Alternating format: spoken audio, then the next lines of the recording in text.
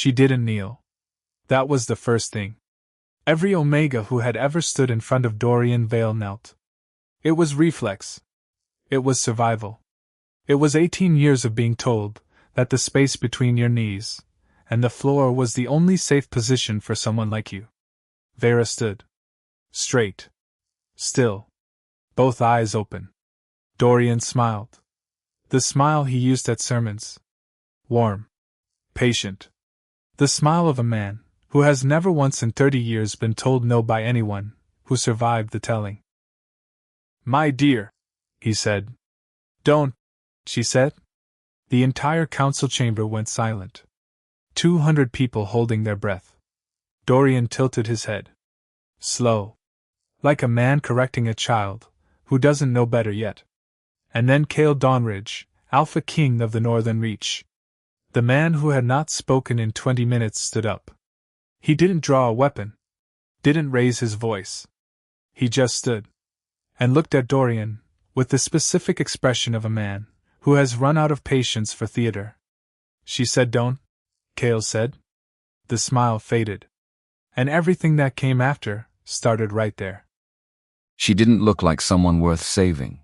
That's what they would have said. The guards. The merchants. The good people of Ashveil who locked their shutters at dusk and thanked their saints they weren't standing in the snow with nowhere to go. She looked like a problem, wrapped in wool that had stopped being warm 2 days ago. Hood pulled so far forward it nearly swallowed her face. One hand gripping the strap of a leather satchel. The other pressed flat against her ribs, like she was holding something together. Like if she let go, everything would come apart at once. The gates of Ashveil rose 40 feet above her head, iron and timber and frost, closed, obviously closed. The sun had gone down an hour ago, and the gates of a border city don't stay open after dark for anyone. She knew that. She knocked anyway. 3 times. Deliberate. Not panicked. She'd made a decision somewhere between the tree line and the wall to not look panicked. Panicked people get turned away. Panicked people get questions. Panicked people get handed back to whoever's chasing them. So she knocked, waited, breathed. Behind her the forest sat silent and dark and enormous. The kind of dark that has texture, the kind that moves. She didn't turn around to look at it. She'd been not looking at it for 6 hours and she was very good at it by now. She knocked again. Nothing. All right. She pressed her forehead against the cold iron, just for a second. Just 1 second of letting the mask slip. Orin, she thought. I'm at the gate, I got here, I did the thing you said. She straightened up, knocked 1 more time. Cale Dawnridge was not supposed to be walking the wall. That was a job for the night watch. Young men with cold feet and colder dispositions, who'd been assigned border duty as either punishment or rookie initiation, depending on who you asked. The Alpha King of the Northern Reaches did not walk the wall. He had people for that, except tonight he did. Because he couldn't sleep. Because the fire in the Great Hall felt too loud somehow, too orange, too much like being watched. Because the letters from the Southern Lords had been sitting on his desk for 3 days unopened, and he could feel them from across the room like a low-grade toothache. Because sometimes a man needs cold air and stone underfoot, and nothing in particular to look at. He heard the knocking before he saw her. 3 knocks, then a pause, then 3 more, then a longer pause, then one final knock that sounded less like a demand and more like a question. Is anyone there? Is anyone, please? He looked down over the parapet. She was small, dark-cloaked, standing very still in a way that looked like it required effort. Her left hand was doing something pressed against her side in a way that wasn't natural. Not a wound. Something she was protecting. He watched her for a moment. She didn't look up. Didn't perform distress for an audience. Just stood there, facing the gate, waiting. Who waits like that? Someone who's been waiting a long time. Someone who's learned that making noise doesn't help. Someone who's run out of options and arrived at the only door still visible, and decided that dignity was worth more than desperation. He went down the stairs. The guards at the base of the gate were mid-argument about something involving dice and a debt, and someone's brother-in-law. They snapped to attention when they heard his boots on the last step. My lord, open it, Cale said. Sir, protocol after dusk requires. I know what it requires. He didn't look at them, kept walking toward the gate. Open it. They opened it. The woman on the other side didn't startle, didn't step back, didn't do any of the things people usually do when a door opens unexpectedly in the dark. She just lifted her chin slightly and looked at him. Her face was half in shadow, the hood deliberately angled. He could see one eye, brown, tired, assessing him the same way he was assessing her. "You're not the guard," she said. "No, I was hoping for the guard." She paused, no offense. He almost didn't react. Almost. "None taken," he said. "Are you going to come inside?" She looked past him into the courtyard. The two guards, the torchlight, the high stone walls closing in on all sides. She's calculating, he realized. She's running numbers on whether inside is safer than outside. That told him quite a lot. "There's a warm room," he said. "And food. I'm not going to ask you anything tonight." She looked at him directly then. Both eyes now. The hood had shifted slightly. He could see more of her face. The left side. The scar that started at her temple and curved down toward her jaw in a ridge of pale, tightened skin. She didn't flinch when he saw it, didn't turn away, just waited to see what he would do with it. He did nothing with it, because there was nothing to do with it. It was part of her face. "All right," she said, and walked through the gate. Her name was Vera. She offered it the next morning, unprompted, over a bowl of porridge she ate with the focused intensity of someone who hadn't had a proper meal in days. Which she hadn't. He didn't ask how he knew, he just knew. "Vera," he repeated. "Ashveil." She said the second name like it was something she'd had to reclaim. "Vera Ashveil." He nodded. Didn't offer his own name immediately, which was, he was aware, a strange thing for the king of the region to do in his own great hall. But something in her posture told him that knowing who he was might change things, might make her perform differently. Gratitude, fear, deference. He didn't want any of those things at breakfast. "Vera Ashveil," he said again, testing the shape of it. "Where are you trying to get to?" She looked at him over the bowl. "Away. Not a destination. It's the only one I have right now." "Fair enough." He left it there, got up, told the housekeeper to give her the east room, clean clothes if she needed them, hot water if she wanted it, and to leave her alone unless she asked for something. The housekeeper, a woman named Bara, who had the disposition of someone who'd seen everything, and was impressed by none of it, raised an eyebrow at him. "She's a guest," Cale said. "Treat her like one. And if she asks questions, answer them honestly. And if she asks who you are," he considered this, "tell her the truth." Bara's eyebrow went higher. "All of it, enough of it."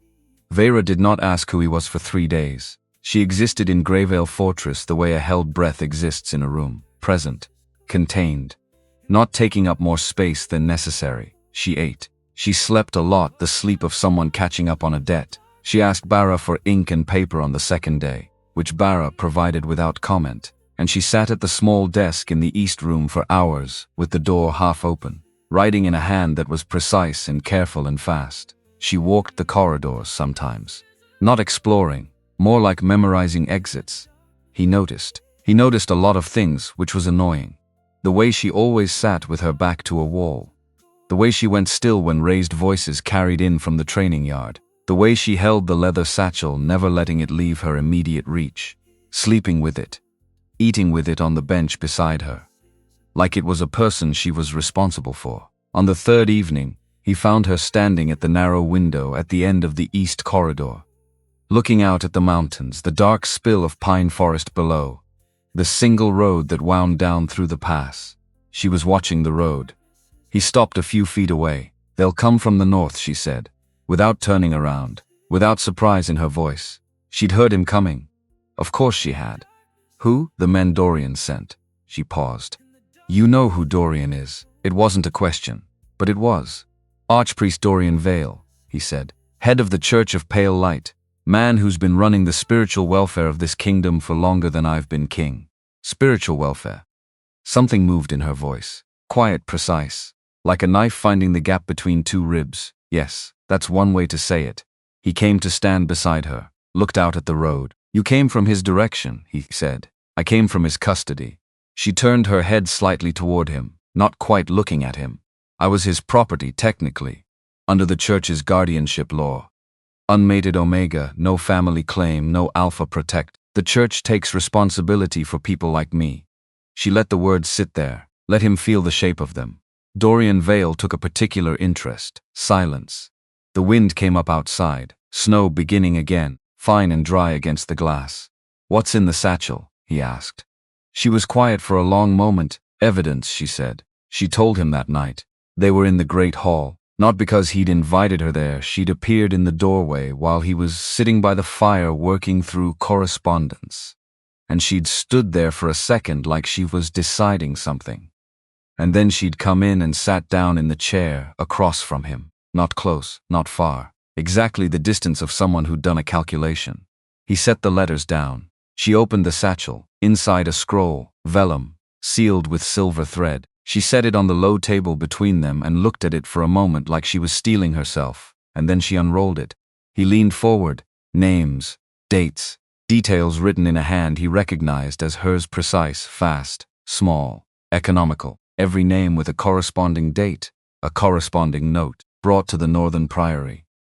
Age 14, designation Omega, reason for transfer, non-compliance. Then a cessant seat. Then a single word or sometimes two, silenced, removed, transferred, no record. 42 names. He counted without meaning to. "I was his secretary," Vera said. Her voice was level. The voice of someone who decided that if she was going to say this, she was going to say it without shaking. 3 years. "He picked me because I could read and write better than any other Omega in the Priory. He needed someone to keep his records." She paused. "He underestimated what I'd understand of those records." Cale looked up. "These are his records? Copies. I spent 4 months making copies of everything I could access. The originals are still in his archive." She reached out and touched the edge of the scroll. Not anxiously, more like grounding herself. "The last 3 entries I added myself. Things I witnessed, things I couldn't document from the archive because he never wrote them down." Her jaw tightened slightly. He was careful about certain things. Cale looked back at the scroll. "Read more carefully." The entries were not vague. She had dates.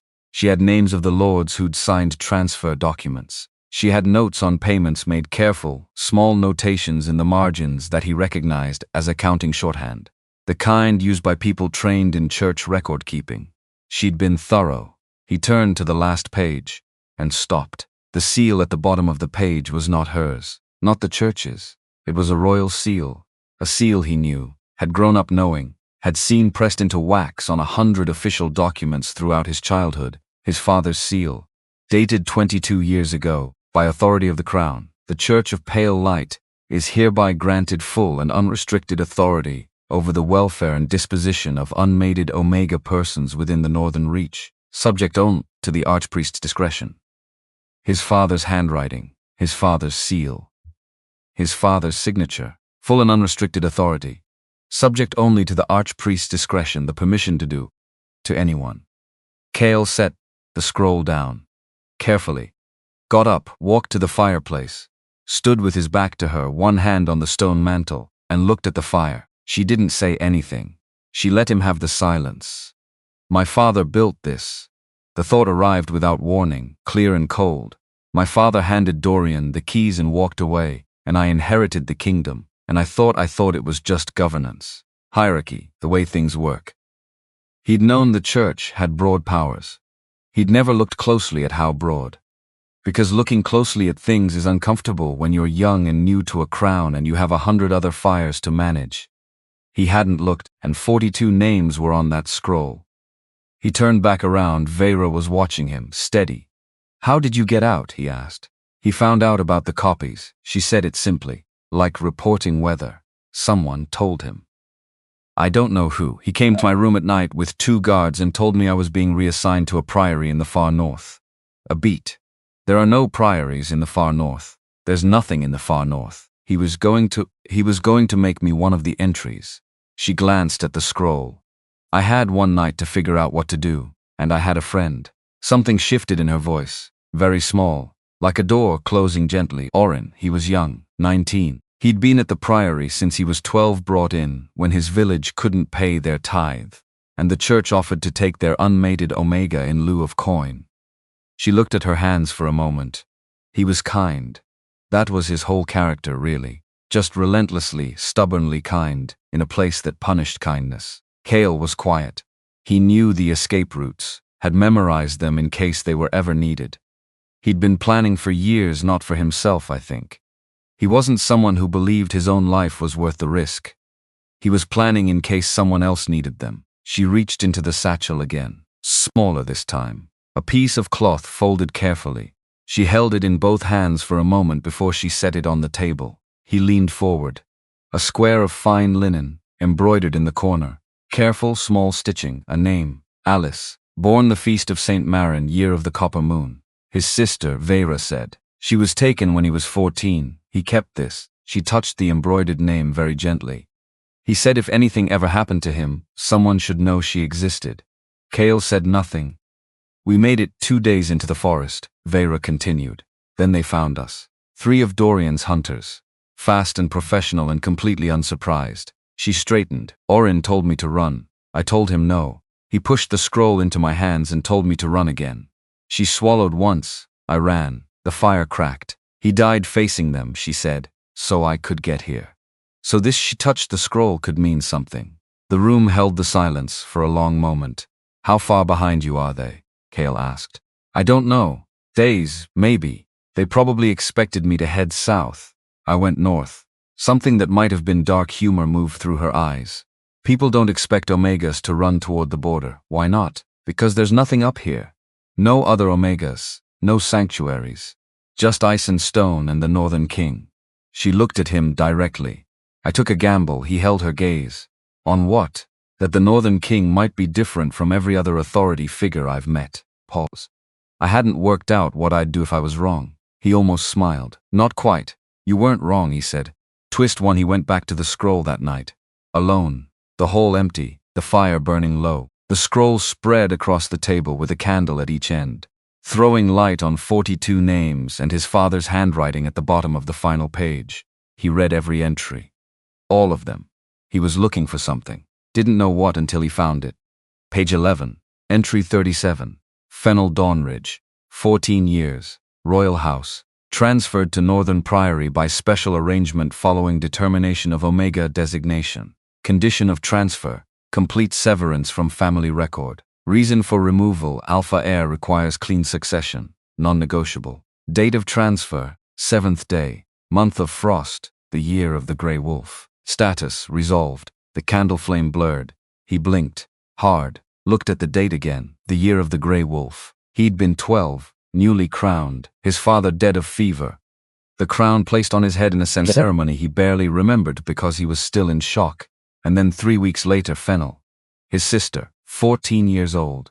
Golden-haired and furious about it. Smarter than any of her tutors. Always arguing. Always asking questions the adults didn't want to answer. He'd loved that about her. Fennel had died of a lung fever, he'd been told. Weak constitution. Took her fast. He'd been in the western reaches managing a border dispute when it happened. They'd sent a letter. He'd wept over it alone in a military tent and then folded it up and carried it for years. Transferred to Northern Priory. Status. Resolved. He sat very still for a very long time. Outside, snow fell in silence. The fire died down to embers. The cold pressed in at the edges of the room. He didn't move, 'cause if he moved, if he stood up, if he did anything, he would walk to Dorian Vale's estate in the dark with his sword drawn, and that would not help Vera, and it would not help the 42 names on the scroll, and it would not help Fennel, who was beyond helping now. Fennel, she didn't die of fever. He pressed his fist against the table, stone still, controlled. She was 14. She was golden-haired. She argued with everyone, and she'd started winning arguments that year, and I thought she'd grow into something remarkable. They'd taken her because she was an Omega. Because his father had decided that an Omega daughter was a liability, a complexity, something that didn't fit neatly into the succession narrative. So they'd handed her to Dorian. And Dorian had resolved her. He stayed there until dawn, not sleeping, not planning, just sitting with it. Because this was the kind of knowledge that needed to be sat with before anything useful could be done. He heard Vera before he saw her. Soft footsteps, the east corridor. She appeared in the doorway, stopped when she saw him. She looked at the scroll, at his face. She was very still for a moment. Then she came in and sat down across from him. No performance, no soft words. She just sat there, nearby. Present, after a while, he said. My sister's name was Fennel. Vera looked at him. She was 14, he said. They told me it was fever. She looked at the scroll. She didn't ask which entry. She already knew. She'd been writing in that scroll for months. She knew every name. I know, she said quietly. I recognized the name when I was copying the records. I didn't know if telling you was... She stopped. I didn't know what the right thing was. You brought it here, he said. That was the right thing. She nodded slowly. He reached out and touched the edge of the scroll. Not the page with Fennel's name. Just the edge, the corner, like he was taking an inventory of what was real. I'm going to help you, he said. Not a decision, it had already been made. Whatever you need to do with this, I'm going to help. She looked at him for a long moment, searching his face the way she'd searched the gates that first night, looking for the angle, the catch, the thing underneath the offer. Why, she said. Because she was 14. His voice didn't break, just went flat in the way that means something is being held very carefully. And there are 42 names on that scroll, and I had the power to stop this for years, and I didn't stop it because I wasn't looking. He met her eyes. I'm looking now. Twist 2. She showed him the cloth the next morning. Alice. Born the feast of St. Marin, year of the copper moon. But it wasn't just the cloth. She'd had it folded around something else. Something she hadn't shown him the night before. Not because she'd forgotten. Because she'd needed to know him better first. A smaller piece of vellum, folded tight, old, the creases worn thin. He unfolded it carefully. A name.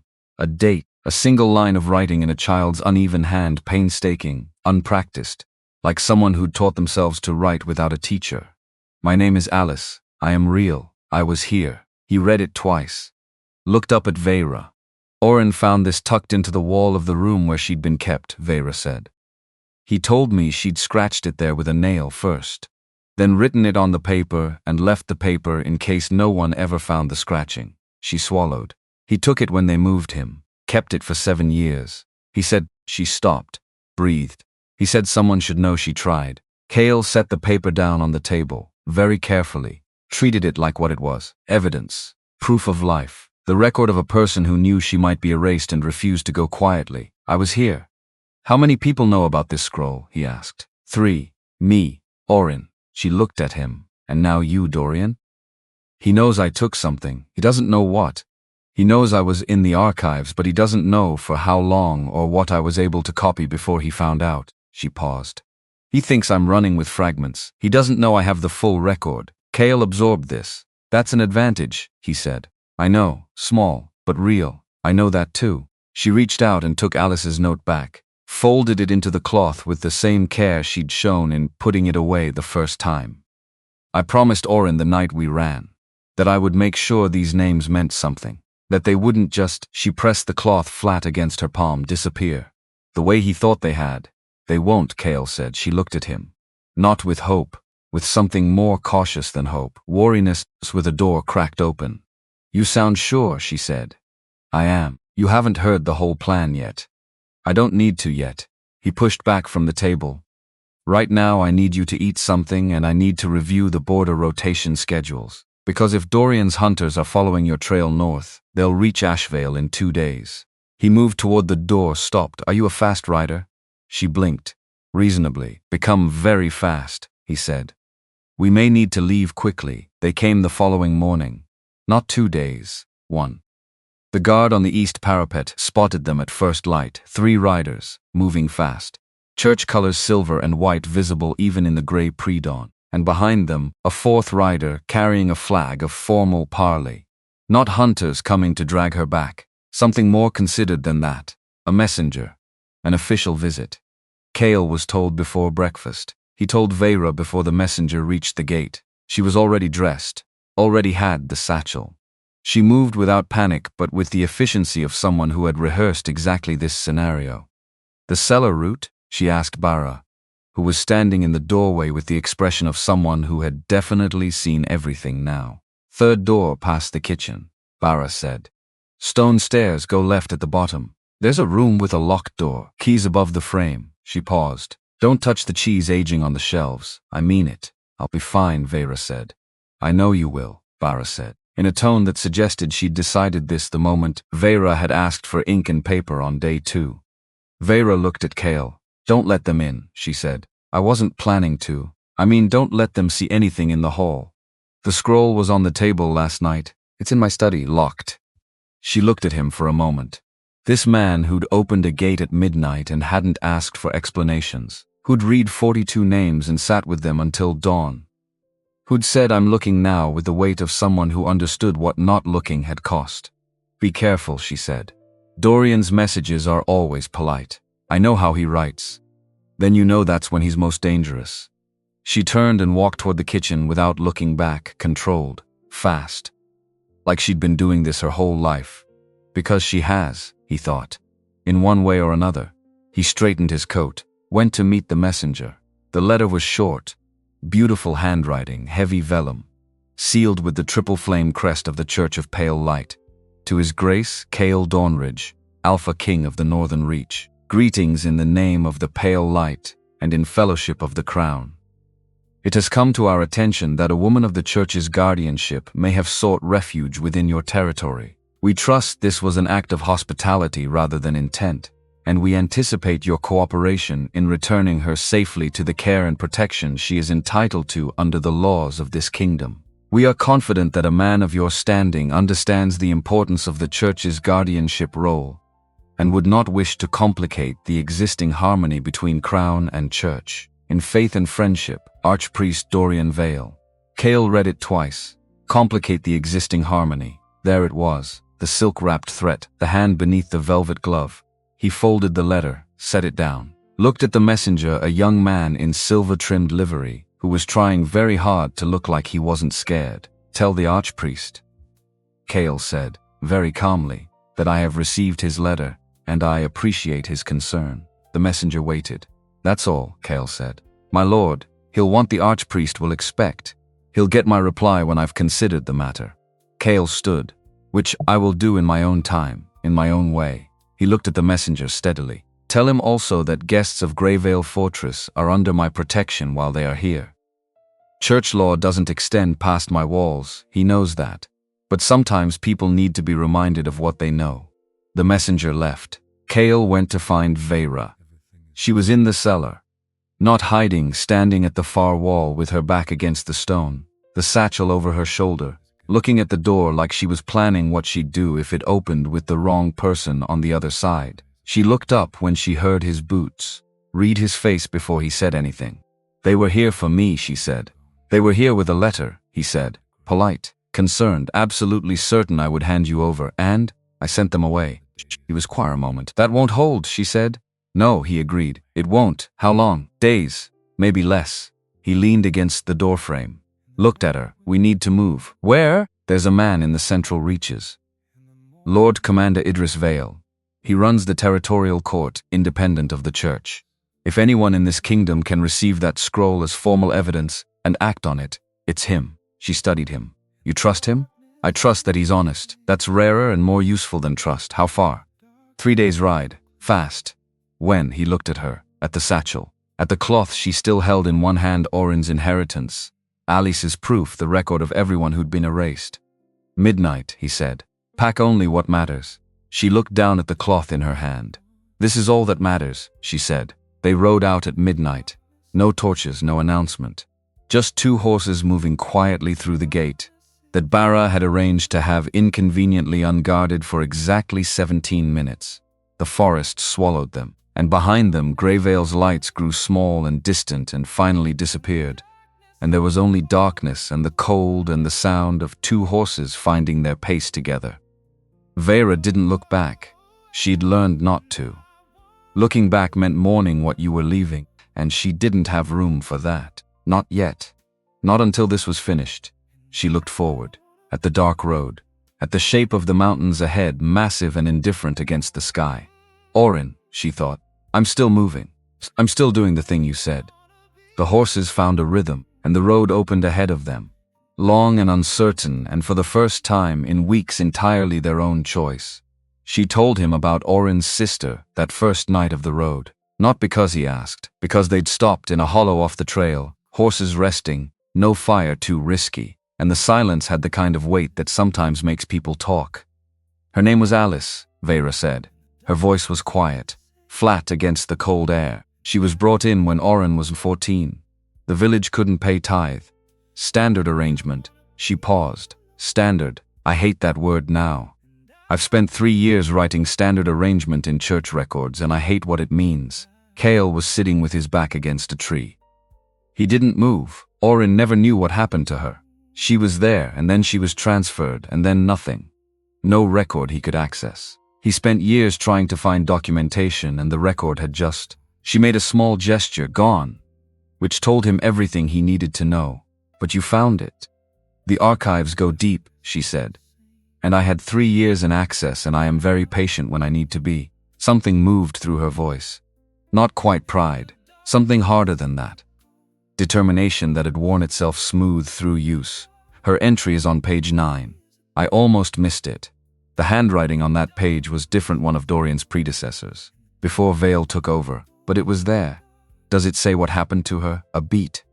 It says she was resolved, Vera said. Like your sister. The wind moved through the trees above them. 42 entries, she said.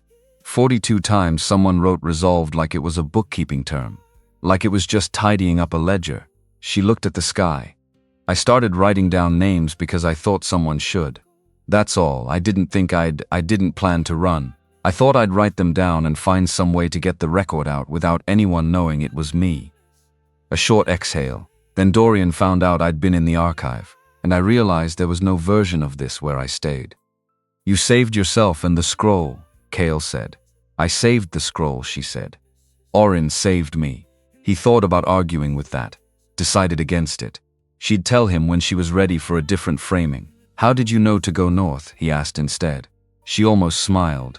Something close to it, in the dark. Dorian thinks Omegas run toward warmth, she said. Toward population, toward other people. Because most of us do. We're conditioned to need community, need protection, need proximity to authority that might help us. She wrapped her hands around her knees. He'd sent riders south. Southwest, probably east toward the sea. North was empty, cold, and ruled by an alpha who's known for keeping to himself and not engaging with church politics. You gambled on my indifference, he said. I gambled on your independence. She looked at him sideways. There's a difference. Indifferent men hand things over because it's easier. Independent men need a reason not to. She paused. Turns out you had a reason. He looked at her. Fennel, he thought. 14 years old, golden-haired. Yes, he said. I did. They sat in the dark for a while. The horses breathed. The trees made small sounds above them. Get some sleep, he said eventually. I'll watch. You'll be useless tomorrow if you don't. I said I'll watch, not harsh. Final. Sleep, Vera Ashveil. Tomorrow is going to need all of you. She looked at him for a moment. Then she curled onto her side on the bedroll, the satchel tucked against her chest like something precious, which it was. He sat watch and looked at the dark tree line and thought about his father's handwriting at the bottom of a page. Neat and authoritative and 22 years old. Thought about a 14-year-old girl with golden hair who'd probably argued right up until the end because that was who she was. I had a name, he thought. Fennel Dawnridge. She had a name, and they wrote her down as a ledger entry. The night was long and cold and very quiet. He let it be all of those things. He would need the anger later. Clean and cold and purposeful. Right now he just let himself know what he knew. And when dawn came gray and slow over the pine-black horizon, he woke Vera without apology. 2 more days, he said. She was upright and clear-eyed within seconds. Whatever she'd come from, it had trained her for this. Then let's not waste the light, she said. And they rode. The second day of riding taught Vera something about Cale Dawnridge that no one in the South would have believed. He was patient. Not the patience of someone waiting for something to be over, the other kind. The kind that comes from years of watching how things move. Reading terrain before committing to it. Looking at a problem from all angles before deciding which one deserves a sword. She'd expected a king to lead like a king. Declarations. Forward momentum. The absolute certainty of a man accustomed to being obeyed. Instead, he rode slightly ahead and slightly to the left. Not in front, not dominant, just positioned to see both the road ahead and her in his peripheral vision without making it obvious that's what he was doing. She noticed. She noticed everything. 3 years in Dorian's service had made her an expert in the architecture of how powerful men managed space. Kale managed space like someone who'd been in enough genuine danger to know the difference between being in charge and being useful. Those were not the same thing. Most men in his position never learned that. She filed it away. The Drake-Kell Mountains rose around them as the second morning stretched into afternoon. The road, if you could call it a road, it was more of an agreement between travelers that this general direction was safer than the alternatives, wound through a tight corridor of stone. Walls of grey rock on both sides, a thin ribbon of sky above, the horses' hooves on loose gravel, too loud, too echoing. Ambush country, some part of her brain said, the part that had been running threat assessments since she was 16, and realized that the priory was not, in fact, the sanctuary she'd been promised.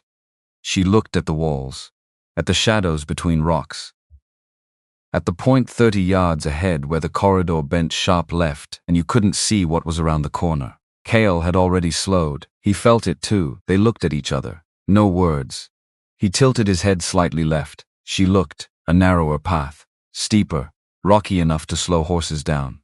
But it curved around the outside of the bend rather than through the choke point. She nodded. They took the narrow path. Which is why when 4 men came around the corner of the Drake-Kell corridor 30 seconds later, weapons drawn, they found nothing but empty road, and the sound of hooves already moving away. Except moving away wasn't an option for long. The hunters were fast, and they knew this terrain better than 2 people who'd been riding it for the first time. She heard them before she saw them, hoofbeats behind and above. They'd split, 2 going around, 2 continuing through, flanking. Professional. The kind of coordination that gets practiced. Dorian sent real hunters this time. Not messengers, not the men who carry polite letters. Real ones. Kale pulled his horse to a stop at a wide, flat section of rock, dismounted before the horse fully stopped. She did the same, not because he told her to, because the rock was high ground and high ground was the only sensible choice right now. He had his sword out. She had no sword. What she had was 3 years of memorizing maps. Every road, every path, every geographic notation in the church's territorial records, because Dorian had trusted his secretary to organize the archives, and organizational work requires understanding the material. She'd understood the material. She looked at the rock, at the angles, at where the 4 riders would have to slow down to manage the terrain. There grabbed Kale's arm. He looked at her sharply. 2 will come from the left, she said. Fast, low. They have to go single file through that gap. The rocks narrow it. They can't ride through together. He looked at the gap. If they go single file, she said, the second man loses sight of the first for about 4 seconds as the rock curves. 4 seconds. Enough to deal with one before the other can react. He looked at her. Something changed in his expression. Not surprise exactly. More like recalibration. The other 2, he said. She pointed to the southern approach. They'll come up from below. But there's a loose shale shelf right there. See the color difference in the rock. If someone were on the far side of it, and they rode over it, they'd lose a horse. They'd slow down. She looked at him. I'm not trying to kill anyone. I just need them to stop moving for 30 seconds. He stared at her for a moment. Can you get to the far side of that shelf without being seen? If you keep their attention for the next 90 seconds? Yes. Go. She went. She moved low and fast, using the boulders for cover, the satchel tight against her back. The scrape of rock under her boots felt very loud. Everything felt very loud, her own breathing most of all. Don't think. Move. Calculate later.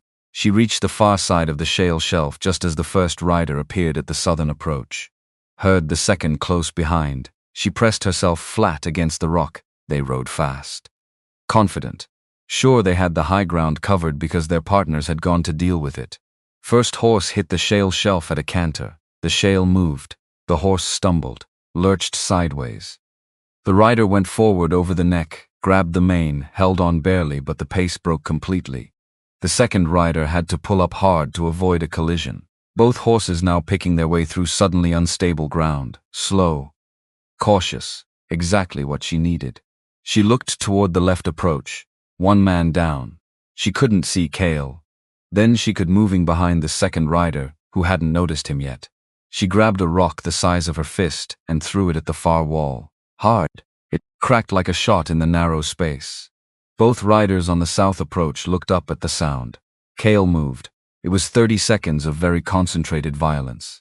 She didn't watch all of it. She watched enough to know that Kale was terrifyingly effective, and that the 4 riders were, within a very short time, on the ground or running, none of them dead, but several of them making sounds that suggested they would feel this for quite a while. Then it was over. The rock corridor was silent except for their breathing and the retreating sound of hooves. Kale walked back to where she was standing. He had a cut on his forearm, shallow, not serious. He was looking at the shale shelf she'd identified from across the rock. 3 years reading maps, he said. 3 years organizing the church's territorial archives. She pushed off the wall. Dorian wanted detailed records of all physical approaches to every priory in the Northern Reach, for security purposes.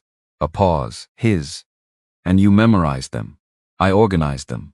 She picked up the satchel from where she'd set it behind the rock, checked it, settled it back onto her shoulder. Organization requires understanding. Understanding requires retention. She looked at him. I retain things. He was quiet for a moment. Then he said, "Stop walking 2 steps behind me." She blinked. "What? On the road. You've been riding half a length back. Stop doing that." She opened her mouth, closed it. He noticed. "Ride beside me," he said.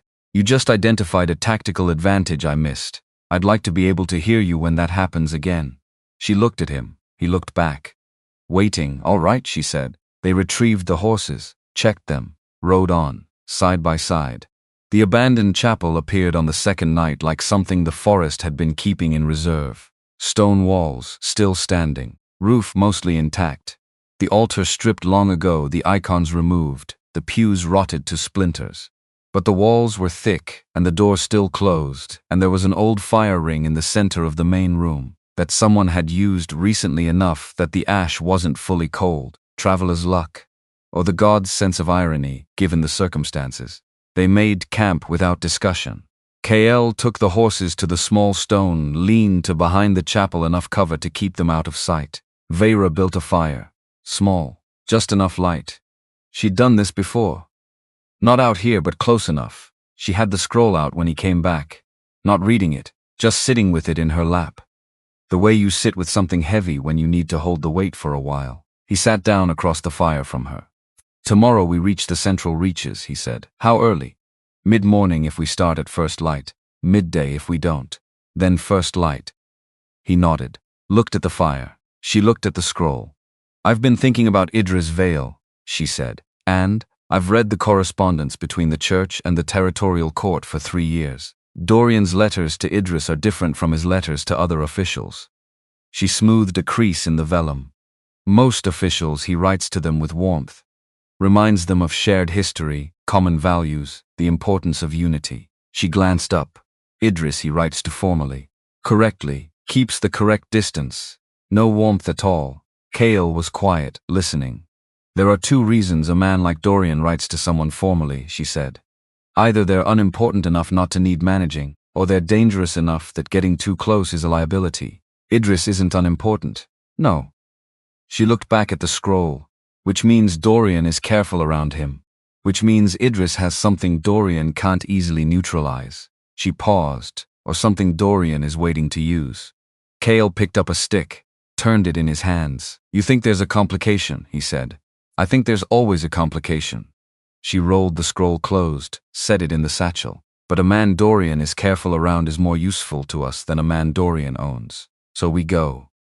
He looked at her across the fire. The flames made shadows move across the scar on the left side of her face. She didn't turn away from the light the way she used to. He'd noticed that too. Over the last 2 days she'd been letting the firelight hit her full on. Small thing, large thing, both at once. "Tell me about before the priory," he said. She raised an eyebrow. "You don't have to," he said. "No," she stopped. Considered. "I'm just not sure anyone's asked that before. Everyone who asks about me starts with the priory, as if that's where I began. Did you have family?" "A father. He died when I was 8.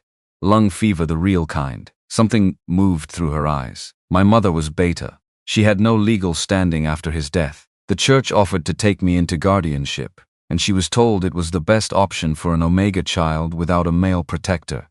She paused. "I don't think she was told what it actually meant. I believe that. I have to believe that. And your mother after?" "She died 3 years later. I didn't find out for 6 months. Flat. Not performed bitterness, just the fact of it worn smooth. Letters to Omega wards in the Priory required Dorian's approval before delivery. He was selective about what news was considered appropriate. Kale looked at the fire. I learned to read there, she said. Not from the priests. From another girl, Bryn, who'd been there longer and had somehow gotten hold of books. She taught herself first, and then taught me, and then we taught 3 others before she aged out and was transferred. She almost smiled. Something soft in it. She was the best teacher I've ever seen, completely untrained. Just patient and clear and absolutely convinced that reading was the most important thing in the world. She's not in the scroll, Kale said. No. She got out through legitimate channels. Married an alpha from the Western Plains, from what I heard. Gone before Dorian took full control. A pause. I'm very glad she was gone before. They sat in comfortable silence for a while. The fire doing its work. You're going to be asked to tell this story, he said eventually. In front of Idris. In front of the council. In front of people who will want to find the reason not to believe you. I know. And you'll tell it the way you just told me? Flat. Factual. Is that wrong? He considered this carefully. No, he said. It's exactly right. Emotion can be dismissed. Facts are harder. He looked at her steadily. But you should know that when you speak, I will be in that room, whatever room it is. She looked at him. Don't get used to that, said a voice inside her. Small. Careful. The voice that had been keeping her alive for years by refusing to rely on anything that could be taken away. Don't build a structure on someone else's foundation.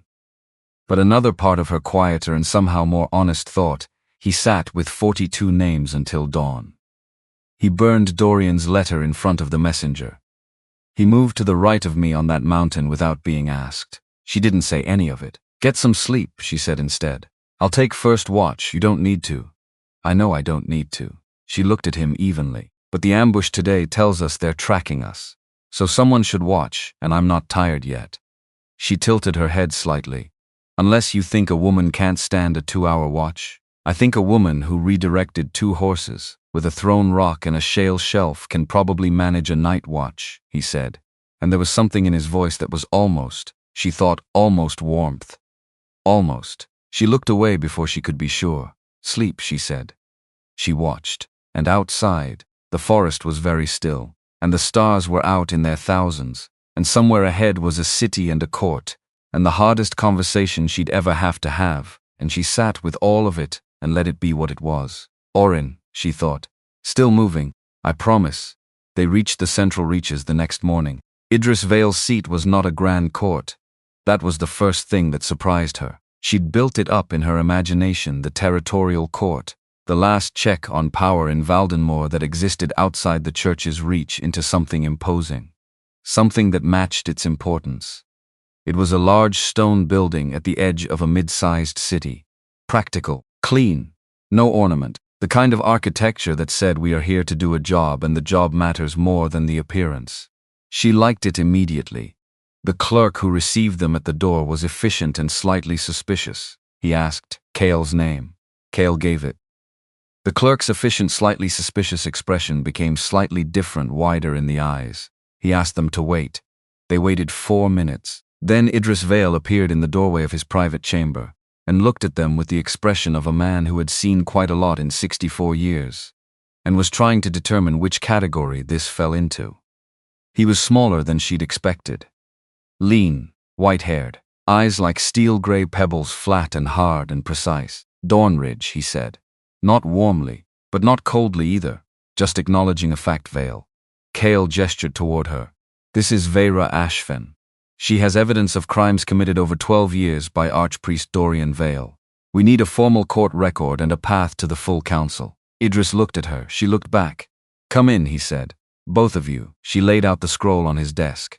He read it in silence, all of it. He read slowly, methodically, turning each page with deliberate care. His face did not change. This was a man who had received terrible information before and knew that reacting to it in the moment was not useful. 20 minutes. 25. When he finished, he set the final page down, aligned it precisely with the others, and then he was quiet for a long moment that had a different texture than ordinary silence. How many people know this exists? He asked. 3 living, Vera said. Myself, Lord Dornridge, and now you. And Vale knows you have something. He knows I was in the archive. He doesn't know for how long or what I copied. So he's operating on assumption rather than certainty. Yes. Idris sat back in his chair, looked at the ceiling briefly, then back at her. I'm going to tell you something, he said. And I need you to understand that I'm telling you, because I think you deserve the truth rather than a polished version of it. She waited. Dorian Vale and I have had a formal relationship for 20 years, Idris said. Respectful, distant, each staying clearly within our respective authority. A pause. 6 years ago, my son, my eldest, currently serving as a garrison commander in the Eastern Reaches, made a catastrophic decision during a border engagement. People died who shouldn't have died. My son survived. The investigation was handled quietly, at Dorian's suggestion. He looked at her steadily. I accepted the quiet handling because it was offered, and I am, apparently, not as immune to protecting my own as I believed. His jaw tightened. Dorian has held the documentation since. He has never used it, he's never had to. The fact that he has it is sufficient. Silence. He's been banking it, Kale said. For exactly this moment, I suspect, Idris said. An Omega arrives with evidence against him. The person she goes to for justice happens to be the person whose son's career, Dorian, can end with one letter. He looked at Vera. I cannot stand publicly before the council and sponsor your case without triggering whatever response he's prepared. She'd known this was coming. There's always a complication. But knowing something was coming and having it arrive were different experiences. What can you do, she asked. Because that was the question. Not why is this happening, and not, that's not fair, those led nowhere. What can you do was the question that led somewhere. He studied her. I can open doors, he said. I cannot be seen walking through them. He leaned forward. There are 6 former Priory residents currently living in this city and its surrounds. I have been aware of them for some time. I have not been in contact with them because contact would have required me to act on what I knew, and I was not prepared to act. He stopped. The admission cost him something. She could see it. That changes now. You'll give us their locations. I'll send a message tonight. Under my clerk's seal, not mine. If they choose to respond, that choice is theirs. He looked at Kale. Can you give me 48 hours? The council meets in 3 days. If we're going to have any case at all, we need witnesses willing to stand and speak. Letters are not enough. Vale will dismiss letters. He looked at Vera. He cannot dismiss people. People standing in a room, in front of the full council, saying what they know. That he cannot dismiss. She sat with this. 6 women, maybe more. Maybe they'd run so far and held on so hard and buried it so deep that the idea of digging it back up. Maybe they'd say no. Maybe they'd say yes, and then the night before they'd think about it and say no. Maybe they were living small, quiet lives they'd built from nothing, and she was about to walk up and knock on the door and ask them to set it all on fire again. She thought about Orin, relentlessly, stubbornly kind in a place that punished kindness. Send the messages, she said. I'll go speak to them myself. Idris raised an eyebrow. You don't have to. Someone should ask in person, she said. Letters are easy to ignore. A person standing in your doorway is harder. She looked at him. Give me the addresses. Twist 4. She was at the door, addresses in hand, when Idris said it. Not to her. To Kale, quietly, like he almost didn't say it. My son's file, he said. Dorian's copies, there are at least 2 sets. One in his primary archive, one somewhere else. I've never been able to determine where. A pause. I'm telling you because if you're going to challenge him formally, you should know what he'll deploy. He'll produce something in that room. Something designed to destroy one of your witnesses or one of your allies at the moment you can least afford it. Kale looked at him. He does that, Idris said. He saves his best weapons for the moment they'll break you the most completely. I know, Kale said. Do you? Idris looked at him steadily. Because there's something else. I've known for some time that there was an irregularity in the documentation around your sister's transfer from the royal household. I did not pursue it because pursuing it required confronting Vale, and I was not. He stopped. The same pause as before, costlier this time. I was not prepared to pay what that confrontation would cost. The room was very still. Her entry is in the scroll, Kale said. His voice was absolutely level. I've read it. Idris looked at him, and something in the older man's face shifted, not surprise. relief. The relief of someone who has been carrying a guilt in isolation and has just been told it's been seen. Then you know, Idris said. Yes. I'm sorry I didn't. Don't, Kale said. Quiet, not unkind. But closed. Not now. There'll be time for that conversation later. Right now we need to talk about what we're walking into. Idris nodded. Reset. He will know you're here by nightfall, he said. This city talks. Someone will have seen you come in. He'll receive word. He looked at both of them. You have less time than 48 hours. How less?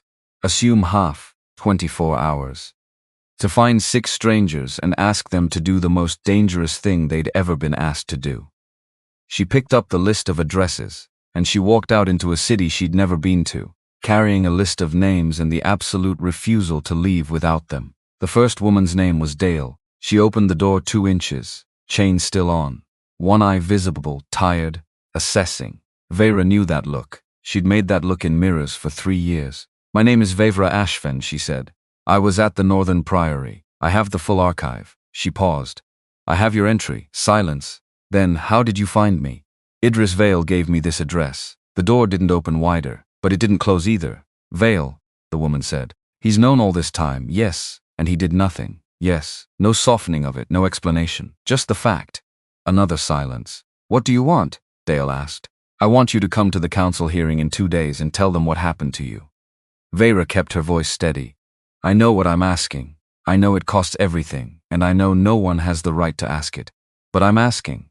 And if I say no, then I thank you for opening the door, and I go find the next address on my list. The chain came off. The door opened. Dale was small, 40 or so. Her hair was pulled back with a practicality that said she didn't think about it much. Her hands were rough, some kind of manual work, the kind of life you build when you're starting from nothing and everything you make has to hold. She looked at Vera for a long time. At the scar, at the satchel. How many names are in the archive? She finally said. 42. Something moved through Dale's face, slowly, like a wave crossing a long stretch of water. I always thought maybe 2 or 3, she said. I thought maybe I was unusual. The situation. You weren't unusual, Vera said. You were one of many, and he kept perfect records of all of you. Dale breathed out, long, slow. What time does the council meet? The second woman said no, then yes, then no again. Then yes at 2 in the morning when she knocked on the door of the inn, where Vera was staying, and stood in the hallway, looking like she'd been arguing with herself for hours, which she had. The third woman wept and said yes immediately, and then wept more and said she was sorry for weeping. And Vera said she wasn't allowed to apologize for that. And they sat in the woman's small kitchen for an hour and drank bitter tea and didn't speak much. The fourth and fifth women were sisters, had arrived here together years ago, had built something here, together. They asked for a night to discuss it. By morning they'd sent a note to the inn.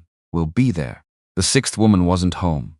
She came back an hour later to find Vera sitting on a step in the dark. You've been here a while, the woman said. Yes. Were you going to wait all night? Vera considered this honestly. Probably. The woman, her name was Jessin, mid-30s, a potter with clay, still in the creases of her knuckles, looked down at her for a long moment. I buried it, Jessin said. All of it. Very deep. I built a whole life on top of it. She wasn't asking for sympathy, just stating conditions. If you dig it up, it doesn't go away, Vera said. I know, it doesn't go back in the ground either. I know that too. But if we do this, if we stand up in that room and say what we know, then at least what happened to us does something. At least the weight of it lands on the person who created it. Jessin looked at her for a very long time. Then she stepped over Vera's legs and opened her door. Come in, she said. Tell me what I need to know. Twist 5 Kale was waiting at the inn when she came back near midnight. He was standing at the window, the one that faced the street. He'd been watching the approaches. She walked in and he turned, and she could tell immediately from his face that something had happened. He's here, she said. Not a question. Arrived this evening. Kale's voice was careful, measured, the way it got when he was managing something large and choosing not to let it move too fast. He's staying at the church's residence in the city. He sent a message to the inn asking to meet. With you? With me, he looked at her. Not with you, she absorbed this. He doesn't know you're bringing evidence to the council, she said. He thinks you're what? Mediating on my behalf? Acting as my protector? He thinks I can be reasoned with. A pause. He wants to offer me something, and you're going. Yes. Kale, I know what he's going to offer, he said. I want to hear him say it, in his own words, so I know exactly what we're dealing with when we walk into that council chamber. She looked at him. Don't, she thought. Don't walk into that room. Don't listen to what he says, because he will say it perfectly, and it will make sense, and he will find the thing you're most afraid of losing, and he will hold it out to you like a gift. The Southern Lords, she said. The internal revolt. He didn't answer immediately, which was its own answer. How bad is it, she asked. Bad enough that the church's support would stabilize it. Without that support. He stopped. I have soldiers who will stand. The question is whether standing costs more than it solves. A kingdom for an Omega, she said. Flat. That's the trade he's going to offer. He's going to offer stability, Kale said. He's going to dress it in responsibility and duty and the greater good of the realm. He's very good at that. I know. She looked at him. I've read all his letters. He held her gaze. And she needed to ask. She needed to ask because she'd spent too long in a world where people smiled at her while planning her erasure. Because she'd learned that not asking was how you ended up surprised by the thing that killed you. If he makes that offer, she said. What do you say? Silence, longer than she would have liked. I'm going to tell you something, he said. And I need you to believe that I'm not saying it to manage you or reassure you. I'm saying it because it's the truth and you have the right to hear it before I walk into that room. She waited. My father handed Dorian the key to this kingdom when I was 12 years old, Kale said. I didn't know. I didn't look. I built a reign on foundations I never examined, and 42 people are in that scroll, and one of them is my sister. He stopped, started again. I can lose the Southern Lords. I can fight a civil war if that's what comes. I can rebuild what breaks. His voice was still level, entirely level. I cannot make different choices about the 12 years I was king and didn't look. She was very still. This is the looking, he said. This is me finally looking, and I'm not stopping because it got expensive. She held on to that. Don't build a structure on someone else's foundation, said the careful voice. But he wasn't offering to be her foundation. He was just standing. On his own 2 feet, beside her, making his own choices for his own reasons. That was different. Go meet him, she said. Come back and tell me everything he says, every word. And Kale. She held his gaze. When he offers you the thing that's hardest to turn down because he will, he always finds that thing, remember, that he's been doing this for 30 years, and it still ends in 42 names on a scroll. He looked at her for a moment, nodded once, and left. She sat with the satchel in her lap and the addresses folded in her hand, and she thought about 6 women. 5 who'd said yes and 1 who might still be deciding. She thought about Oren, about the way he'd pressed the scroll into her hands in the dark and looked at her with those 19-year-old eyes that had seen too much, but still managed to believe that things could be different. Make it mean something. He hadn't said that exactly, but she'd heard it anyway. Make sure they're not just entries. She opened the satchel. Not to read the scroll, just to check it was there. Real. Solid. The weight of it in her hands. 42 names. She knew all of them now. Had read them enough times that they'd stopped being names and started being people. She knew their entry dates. Knew their ages at arrival. Knew the small notes in the margins notation of skills, of behaviors, of which ones required what Dorian's records called additional management. She knew which ones had tried to resist. She knew which ones had gone quiet over time. She knew which ones were marked transferred and which ones were marked resolved. She'd been so careful not to think about what the difference meant. Not while she was inside the priory, not while she was running, because thinking about it would have used up fuel she couldn't afford to use. Now she let herself think about it. Resolved. Not transferred to another location, not released, not anything that left a trail. Resolved. She pressed her hand flat over the scroll, like she was taking an oath. I know your names, she thought. All of you, Fennel Dawnridge and Alice, and the ones I never found out about, because even the archive had limits. I know you were here, I know you tried, and tomorrow I'm going to make sure everyone else knows too. Kale came back 2 hours later. He walked in and sat down and looked at the fire for a moment. She waited. He offered exactly what you said, he said. Church support. Stability in the South, full withdrawal of any opposition to my reign for the next decade, a beat. In exchange for you, the scroll, and a formal statement from the Crown that the investigation was without merit. And, he looked at her. I told him no, simple, clean. And then I told him something else. What? I told him that whatever he'd built this system, this 30-year structure of power and silence was ending, whether he came to the council or not. Whether the Southern Lord stood against me or not. He looked at the fire. I told him my father signed his name to something monstrous, and I spent 12 years benefiting from it without looking. And I'm done not looking. She was very quiet for a moment. How did he respond? Something moved through Cale's expression. Not fear, not quite. He smiled, Cale said. And he said he'd see us at the council. She sat with that. He smiled. Because Dorian Vale had been doing this for 30 years, and he'd walked into 100 rooms where people thought they were going to defeat him. He had something. He always had something in reserve. She'd read his correspondence for 3 years. She knew how he operated. He was not worried. Which meant they should be. He has something prepared for the council, she said. Yes. Something designed to break the case at the worst possible moment. Yes. Do you know what? No. He looked at her. Do you? She thought. Ran through everything she'd seen.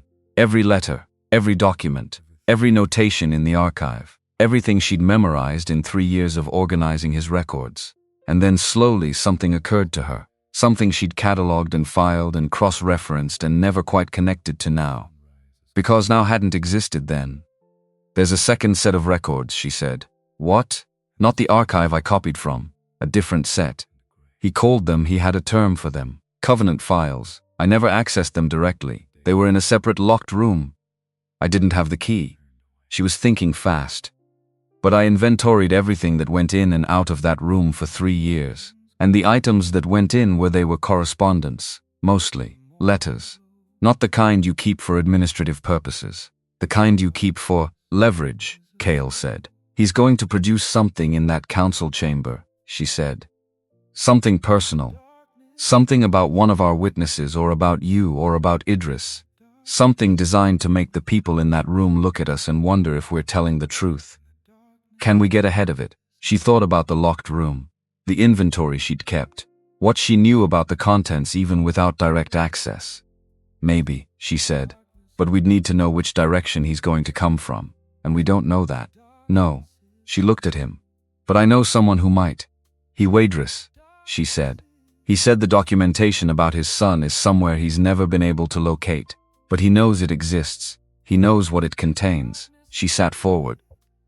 If Dorian is going to use it in the council chamber, if that's the weapon he's saving, then the threat is specific enough that Idris might be able to predict the exact form it takes. You want to go back to Idris tonight? It's midnight. Yes, and you want to knock on his door. Someone needs to. She stood. Are you coming? He looked at her for a moment. Then he stood up. Obviously, he said. Idris answered the door himself. He looked at them in the candlelight. I had a feeling, he said. He stepped back. Let them in. They sat in the same study. Different hour. Different weight in the room. She told him what she'd pieced together. The covenant files. The leverage. The way Dorian had smiled when Cale refused. Idris listened. Then he went to a cabinet in the corner. Unlocked it with a key from his pocket. Took out a wooden box. Set it on the desk. My son's incident, he said. I've spent 6 years trying to find Dorian's copy. I couldn't. He opened the box. Inside a file, his own documentation of the event. Careful and complete. But I know exactly what's in it. Every detail, every name, every decision made. He looked at her. If Dorian produces that document in the council chamber, I need to be ready to address it immediately. Not to deny it. Not to minimize it. To put it in the full context he will strip away. You're going to speak? She said. If he uses my son as a weapon, then yes. He sat down heavily. I am going to speak. He looked at Cale. And I'm going to recommend, on the record, in front of the full council, that the Crown conduct a formal review of every agreement signed between the church and the royal household in the last 30 years. He met Cale's eyes, including the document with your father's seal. That will be uncomfortable, Cale said. Yes, for me specifically. Yes, Idris held his gaze. Is that acceptable? Cale didn't hesitate. It's necessary, he said, which makes it acceptable. Idris nodded. Something settled in him visibly, the resolution of a long-held tension. They talked for another hour, strategy, sequence, what would be said and in what order, what the council's procedure was, and where the vulnerabilities in that procedure lay. Who on the council could be trusted and who could not, and how to manage the ones who fell somewhere in between. She listened, spoke when she had something to add, watched the two men across the desk, from her one who'd failed to look and had known it for years and was finally paying the cost of looking. One who'd looked away from obligation and was now choosing to look back. She thought about Oren, about the way he'd pushed the scroll into her hands in the dark. Make it mean something. She was going to. Dawn was still an hour away when they finished. She walked out into the empty streets with the satchel over her shoulder, and the list of 6 addresses folded in her pocket, and the full weight of tomorrow pressing down on her from every direction. 6 women, 42 names, 1 council chamber, 1 man who'd been doing this for 30 years and still thought he could win. She stood in the quiet street and breathed cold air and thought, all right then, just that. All right then, she'd walked through fire before. She'd walked through dark forests and mountain passes, and the contempt of every person who'd been told she was a problem. She could walk through one more room. She went back to the inn, laid down, didn't sleep but closed her eyes and let her body rest, because tomorrow would need all of her, and she was going to give it exactly that, all of her. Every single thing she had. She stood in front of the mirror at dawn and didn't look away. That was the whole of it. That was the thing she'd been building toward without knowing it. Not the council, not the evidence. Not the 6 women who'd said yes in the dark and would have to say yes again in the light. Just this, her own face. Full on, both eyes open.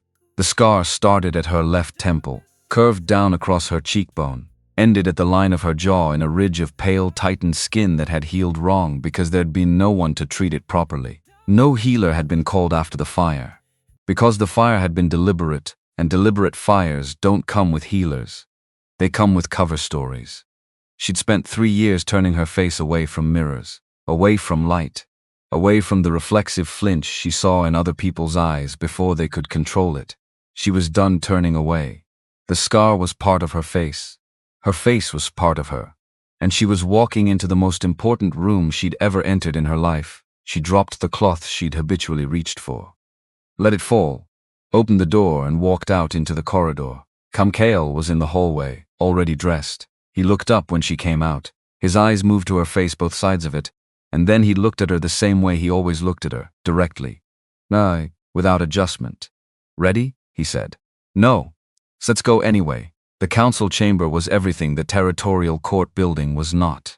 Grand, deliberate. Stone arches and high windows and the accumulated self-importance of every official who'd ever sat in those carved wooden chairs. 7 seats on the dais, 7 lords of the Central Council, appointed, not elected, representing the 7 territories of Valdenmoor, and in the visitors' gallery, everyone else. She'd expected 20 people, maybe 30. The room held 200, standing room only along the back wall. Word had traveled. It always traveled in a place like this, a city full of officials and clerks, and people who lived by knowing things before other people knew them. They'd heard. An Omega with evidence against the archpriest, a northern king without an invitation to be here, Lord Commander Vale himself attending a public council session for the first time in years. 200 people, and the room smelled of tension and winter wool, and the particular charged atmosphere of a thing that everyone knows might go badly, but cannot look away from. She walked in with Kael on her left and Idris just behind. She didn't look at the gallery, she looked at the dais, and at the chair to the right of the proceedings, where Dorian Vale sat. He was dressed in full church white, silver thread at the collar, the triple flame crest on his chest. His hands were folded in his lap. His face was composed in exactly the expression she'd seen him use at public ceremonies, serene, authoritative, slightly sad about the necessity of all this. He looked at her as she came in, and smiled. Small, private. I've been in rooms like this before, that smile said. I know how they end. She held his gaze for exactly 2 seconds. Then she sat down. The proceedings opened with formality. Council Lord Aaron, a heavy-set man in his 60s, who chaired this session, read out the purpose of the gathering. Formal complaint lodged by Lord Dawnridge of the Northern Reach. Evidence of criminal misconduct by a church official. request for counsel review, and, if warranted, criminal proceedings. Dorian's advocate, a sleek man named Fortin, who moved like he'd been specifically bred for courtrooms, rose immediately. The defense notes at the outset, Fortin said, his voice carrying effortlessly, that this complaint originates with a woman of the church's own guardianship, a ward who left church custody without authorization, whose account of her departure has already proven inconsistent in several. The complaint also originates with me, Cale said. Not loudly. He didn't need to be loud. The Alpha King of the Northern Reach spoke and people listened because that was the architecture of the room and he was very much inside it. Fortin paused, recalibrated. Lord Dornridge's support of his. My support of a formal investigation into crimes against 42 documented individuals, Cale said, whose names I will provide to this council in full if they would like to begin there. The room shifted, that particular quality of 200 people adjusting their attention simultaneously. Counsel Lord Aaron cleared his throat.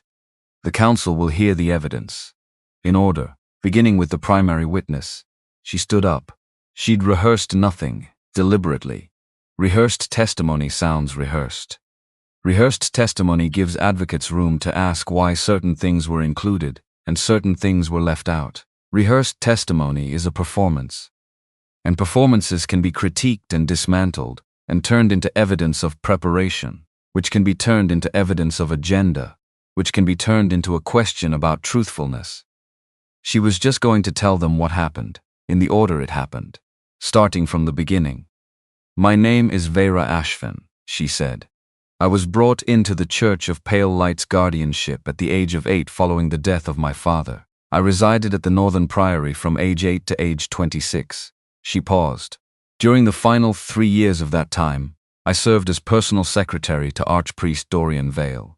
The room was very quiet. In that role, I maintained his correspondence files, organized his administrative archive, and kept records of transfers and movements of the Priory's residents. She looked at the scroll in her hands. Copies of those records are contained in this document, 42 entries, spanning 12 years of Dorian Vale's administration. She set the scroll on the evidence table. Fortin was on his feet before it hit the wood, an unverified document prepared by the witness herself, cross-referenced against the church's own filing system, she said, not loudly, using organizational protocols I personally developed and implemented under the Archpriest's direct instruction. Every notation in that document matches the church's internal naming conventions, date formats, and archive classification system. She looked at Fortin steadily, which any clerk with access to the church archives could verify within the hour. Fortin opened his mouth, closed it, because that was true and he knew it was true and the council knew it was true, and 200 people in the gallery were doing the math. Continue, Counsel Lord Aaron said. She continued. She told them about the entries. Not all 42, there wasn't time, and piling detail on detail was not the point. She selected 8 entries in detail, 8 names with dates and ages, and the specific language used in the records. Age 14, non-compliance, transferred, resolved. Age 16, unsuitable for standard management, transferred, resolved. Age 12, brought in lieu of tithe payment, duration of stay, 7 years. Status, resolved. She read them without inflection, without pausing for reaction, because the details were sufficient on their own and emotional performance was the thing Fortin would use to call her unstable. So she read them like records, because they were records, and the silence in that room got heavier with each one. When she finished the 8th entry, she looked up. I would like to clarify for this council, she said, that the term resolved does not appear in the Church's official glossary of administrative language. It was introduced into these specific files by the Archpriest himself. And its practical meaning. She paused, one beat. I will leave to the council to determine from context. No one spoke for a moment. Then Fortin said, very precisely, the witness is speculating about terminology. I'm not speculating, she said. I'm noting what isn't there. No corresponding transfer documentation. No receiving priory confirmation. No death records. No record of any kind following the entry marked resolved. She looked at the council dais. 42 people stopped existing in the church's records. They were not transferred out. They were not released. They simply, she held the word for 1 second, stopped. Twist 6, she sat down. The proceedings moved to witnesses. Dale came first. She walked in from the side entrance and stood at the witness position, and looked at the counsel and said her name, and did not look at Dorian Vale, and spoke for 11 minutes in a voice that was so absolutely controlled it was somehow worse than weeping. Facts, dates, sequence of events, exactly the information she'd spent years driving down under everything else she'd built. She dug it back up, in front of 200 people, and she did not shake. Vera watched her, felt something she didn't have a precise word for. Not pride exactly, closer to recognition, the particular feeling of seeing someone do the thing you know costs everything. The second woman, the third, the two sisters, who testified one after another with the specific efficiency of people who'd been supporting each other through hard things for a long time. Jessin was fifth. She walked in with clay still under her fingernails. She'd been working this morning, hadn't cleaned up, and Vera didn't know if that was accident or defiance. Didn't matter. She stood in the witness position and looked at the counsel and told them what she knew. 5 women, 5 testimonies, and Fortin was doing his job methodically, professionally, trying to find inconsistencies, suggesting alternative interpretations, noting that recollections of difficult events could be altered by time and distress. But there was a problem with his strategy, and the problem was that 5 women were saying the same things in the same order, and the records matched, and the records matched the records. He was losing, and he knew it, and the particular controlled quality of Dorian Vale's expression across the room was beginning to show cracks. Small ones, very small, but Vera had spent 3 years reading that face. She saw them, and then Dorian leaned forward and said something in Fortin's ear. Fortin straightened. The defense, Fortin said, requests that the counsel admit supplementary evidence relevant to the credibility of this proceeding. Counsel Lord Aaron looked at him. What evidence? Documentation pertaining to Lord Commander Vale's conduct in a previous matter. Fortin produced a sealed folder, which we submit is directly relevant to the reliability of this proceeding, given the Lord Commander's role in... I'll respond to that directly, Idris said. Everyone looked at him. He was standing. He hadn't been announced. He hadn't been called. He stood up from his seat in the observers section and walked to the floor of the chamber like a man who'd decided something on the way down. Whatever that document contains, Idris said, I will confirm its accuracy. All of it. He looked at the counsel. My son made a catastrophic error 6 years ago in a border engagement. People died. It was handled quietly. I accepted that quiet handling when it was offered, and I have been aware since that the handling was offered because it purchased my silence. He paused. This council should know that. The full council should know that, and I would rather it come from me, here now, than be deployed as a weapon at the moment, calculated to do the most damage. He looked at Fortin, which is clearly what it was being saved for. The room was absolutely still. Fortin stood there with his folder, nowhere to put it, because the move had been played. The weapon had been named before it could be drawn, and a weapon that everyone can already see is not a weapon anymore. It's just a piece of paper. Dorian Vale said something, low, controlled, just to Fortin. Fortin sat down, and then the side door opened. The 6th woman walked in, not Jessin. Someone Vera didn't know, older, in her 50s. She came in slowly, with the deliberateness of someone for whom this had cost an enormous amount. She was shown to the witness position. She gave her name. Her name was Bryn. Vera went still. Bryn. Who'd taught herself to read and then taught me and then taught 3 others, and who'd gotten out through legitimate channels and who'd been gone before Dorian took full control. Bryn looked across the room and found Vera's eyes. I left the Northern Priory at 22, Bryn said to the council. Through an approved marriage arrangement, I believed I was leaving safely. She paused. What I didn't know, what I only learned when I received word from Lord Commander Vale's office 2 days ago, was that the girl I had taught to read was still there, still in his custody. For 18 more years. Her voice was completely level. I taught her to read because I thought it was the only gift I had. I thought if she could read, she could find a way out eventually. I didn't know how long eventually would take. She looked at Vera directly. She found a way out, Bryn said. She found a way out, and she brought the record with her, and she's sitting in this room right now. And I am here because I was her teacher and she was my student, and whatever bravery she has. Her voice caught. Just once. Some of it came from me, and I am going to stand here and claim that. 200 people in the gallery. Total silence, then sound, not applause. Not gasps, something quieter than that. The sound of 200 people breathing differently than they had been before. The proceedings were supposed to recede into deliberation. That's how it worked. Evidence presented.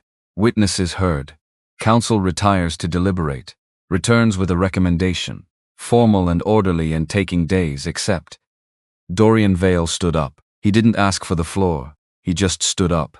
And the room had been built around men like him for 30 years. And the habits of a room run deep. People looked at him. Which was what he wanted. It had always been what he wanted. I would like to address this council directly, he said. The proceedings. Aaron began. I understand the proceedings. His voice was warm, regretful. The voice from 1,000 sermons. I have a great deal of respect for this process, for the work this council does us, for the difficult position that accusations of this nature place good people in.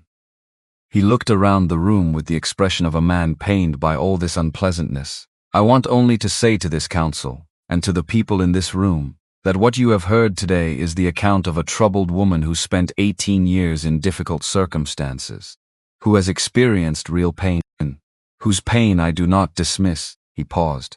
But pain is not evidence. Suffering is not documentation, and the record she has presented is in the church's own handwriting, Vera said. Not loudly, but clearly. Dorian looked at her. The warmth stayed in his face, practiced and perfect. My dear, don't, she said, flat. Don't my dear me, not in this room, not ever again. The room held its breath. She stood up. Not because she'd planned to, because she was done sitting.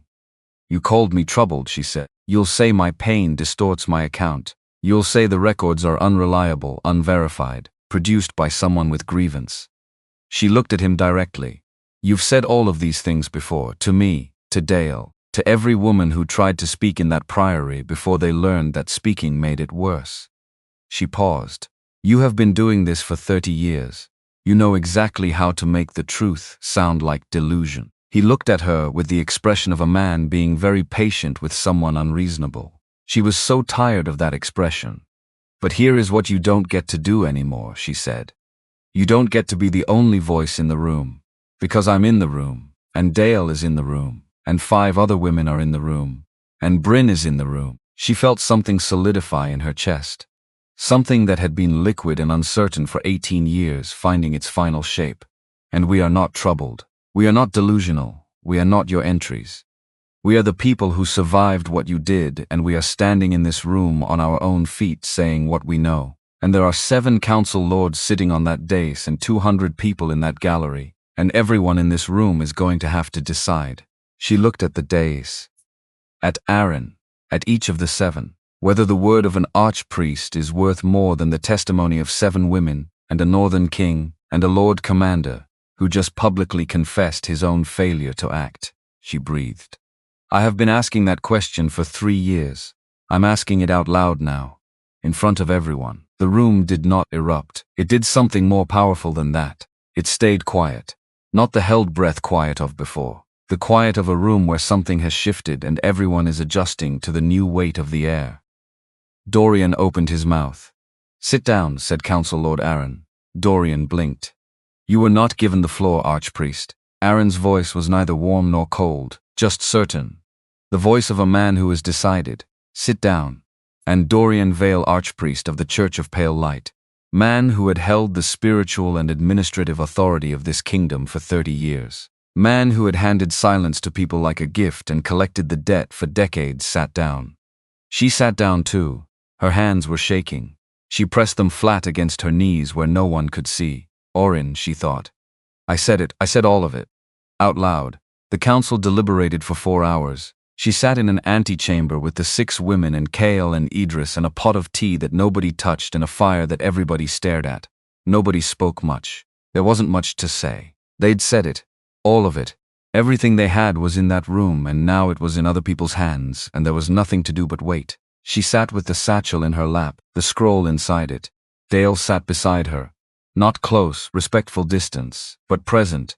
What happens if they don't? Dale started. They will, Vera said. But if then we find the next room, Vera said, and we say it again. She looked at her. We know how to do this now. We did it today. We can do it again. Dale was quiet. I didn't think I could, Dale said. This morning. Before I walked in. I stood outside the door and I thought I'm going to turn around. I'm going to go home. I'm going to put it back. She looked at her hands. I didn't turn around. No, Vera said. You didn't, because you were already inside. A pause. I didn't want to be the one who didn't come in. Vera thought about Orin, pushing the scroll into her hands, saying run, making her the one who went on. Relentlessly, stubbornly kind in a place that punished kindness. Thank you, she said, for coming in. Dale nodded. They sat with the fire. When the doors opened and the council returned, Vera counted 7 faces.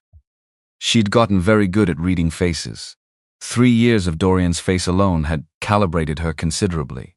Aaron's face told her the answer before he opened his mouth. On the matter of formal charges against Archpriest Dorian Vale, Aaron said, the council finds sufficient evidence to proceed to criminal proceedings on counts of misconduct in office, abuse of guardianship authority, and, he paused, let the weight of the next words land with their full significance. Suspected involvement in the disappearance and possible deaths of multiple persons under church custody. The gallery erupted. She sat completely still in the middle of it, the noise going around her like water around a stone. Suspected involvement in disappearance and possible deaths. Not resolved, not entry closed, persons. She pressed her hand flat against the scroll in the satchel. Did you hear that, she thought. 42 of you, did you hear that? Dorian was escorted from the chamber by council guards. He walked with dignity. Of course he did, he would keep that until the end. But the color in his face had changed. Something under the composure had shifted. He looked at her as he passed. She looked back. Neither of them said anything. There was nothing left to say. Twist 7. The room in which they found the letter was in the church residence. 3 days after the proceedings, after the formal arrest, after the documentation had been seized and the archive sealed and the lock on the covenant files finally broken open by authority of the council. She was there for the opening of the covenant files. She'd asked to be. Aaron had allowed it. The archivist unsealed the room, and she walked in and spent 6 hours cataloging what was there with 2 council clerks and an independent recorder. It was extensive. 30 years of leverage. 30 years of careful accumulation. Every piece of information Dorian had ever held over every person he'd ever needed to manage. She worked through it methodically, professionally, the same way she'd worked through his public archive for 3 years. Because that was how you processed something this large. One document at a time, one name at a time. She found it in the 3rd hour, not in the main files. In a separate wooden box, sealed with wax that bore the church crest, tucked behind the primary filing cabinet, like it had been put there in a hurry and not retrieved. A list. 17 names. Alpha nobility and crown officials who had signed documents authorizing, approving, or formally acknowledging the church's guardianship practices. 12 years of accumulated authorization. Signatures, official seals. She read down the list. Halfway through, she stopped. Ren Dawnridge, Alpha King of the Northern Reach, Year of the Iron Moon. By authority of the crown, the following powers are hereby granted. Kale's father. She read it twice, then a 3rd time, and below the original signature, dated 4 years later, a counter signature. Smaller, younger handwriting, the handwriting of someone not yet fully grown into their hand. Kale Dawnridge, Alpha King of the Northern Reach. Reaffirmation of predecessor agreement. Dated the year Kale turned 16. 4 years into his reign. She sat with the document for a long time. He'd signed it. He'd been 16. He'd been given a stack of predecessor agreements and told to reaffirm them as a matter of administrative continuity. Probably hadn't been told what they contained. Probably hadn't read every word of every document in a stack prepared by advisors he'd trusted because he was 16 and newly crowned, and the crown had landed on him before he was ready. But the signature was his, and Dorian had kept it. She knew exactly what this was. She'd read his correspondence for 3 years. She knew how he stockpiled things. She knew what he saved and why. This was his final insurance, the thing he'd kept for the moment when even he might fall. Bring me down, and I bring the crown with me. Produce this signature, and Kale's legitimacy comes into question. Create enough doubt about the king who helped bring charges, and maybe the charges wobble. He'd never gotten to use it, because she'd found the Covenant files before he could deploy what was in them. She stared at the signature. What do I do with this? She knew what the careful voice said. The voice that had kept her alive for 18 years. The one that had learned not to rely on foundations that could be taken away. You use it, the careful voice said. You hold it. You keep the advantage. But she thought about Cale sitting with the scroll until dawn. The fire dying around him and him not moving because the weight of what he'd found needed to be sat with properly. She thought about him telling Dorian, I can lose the Southern Lords. I can fight a civil war. I cannot make different choices about the 12 years I didn't look. She thought about what it meant to ask someone to trust you. And then she thought about what it meant to be worthy of being asked.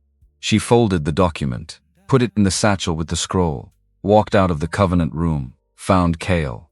She handed it to him without preamble. He read it. She watched him read it. Watched him reach his own signature at the bottom and go still. He read it again. I was 16, he said. I know. I reaffirmed 30 predecessor agreements that year. I know, she said. I know what happened. I can read the context. He looked up. Vera, I'm not accusing you of anything, she said. I'm giving you the document because it belongs to you, and because you deserve to know it exists, and because… She stopped, breathed. Because this is what I am not willing to do. I am not willing to hold things over people I trust. I am not willing to become the next person with a locked room full of leverage. She held his gaze. Even if it costs me something. Even if it would have been useful. He was looking at her with an expression she didn't have a word for. You found this, he said, and your first thought was to give it to me. My first thought was that it was complicated, she said. My second thought was that I knew exactly what kind of man Dorian was, because he would have held it. And I knew what kind of person I wanted to be, so…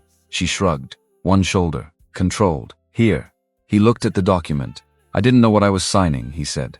But not knowing is not the same as not responsible. I was king. The documents I signed, the powers I've authorized without reading, are part of why you're standing in a city you didn't need to come to, she said, doing something you didn't have to do. She looked at him steadily.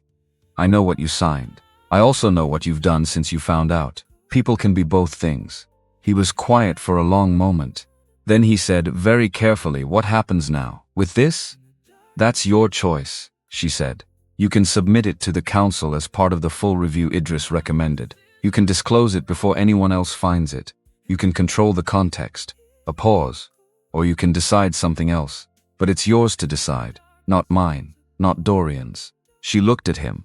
I'm done letting that man control what happens to the things in my hands. He looked at her. Something in his face had changed. She'd been watching his face for days now, learning its architecture the way she learned everything carefully, attentively, filing it for later use. This expression was new. It was the expression of a man looking at someone and realizing something he hadn't quite articulated before. I'm going to submit it to the council, he said. Full disclosure, full review, whatever it costs. I know, she said. That's why I gave it to you. He looked at the document, then at her. I don't know how to. He stopped, started again. I'm not accustomed to people who operate like this. Like what? Like they're not afraid of me. And not trying to use me either. He looked at her with the directness she'd come to recognize as simply who he was. Like they're just talking to me. She almost smiled. Something close to it. You opened a gate at midnight for a stranger, she said. You read a scroll full of terrible things and you sat with it until dawn. You told Dorian Vale no when it would have been so much simpler to say yes. She met his eyes.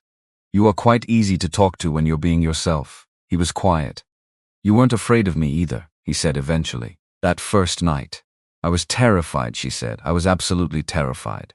A pause. I just couldn't afford to show it. He almost smiled too. Not quite, but close. Dorian Vale's trial lasted 9 days. She testified on the 3rd. Calm, complete, every detail in order. Fortin tried everything he had. She'd had 3 years in that man's service, and she knew his methods better than his own advocate did.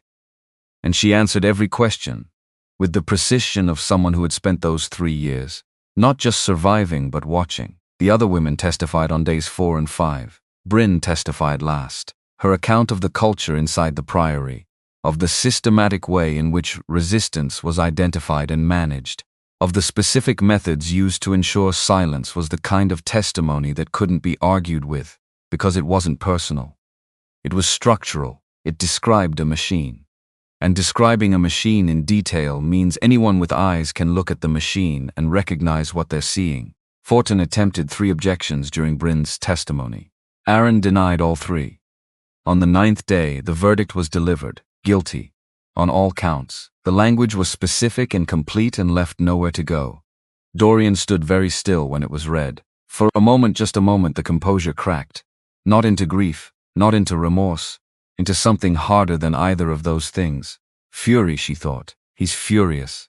Not because he got caught, because he lost. He looked at her and she held it, both eyes open. No flinching, no turning. She let him see her looking back. The sentence was death, by order of the council, carried out 1 week hence. She was not there for the execution.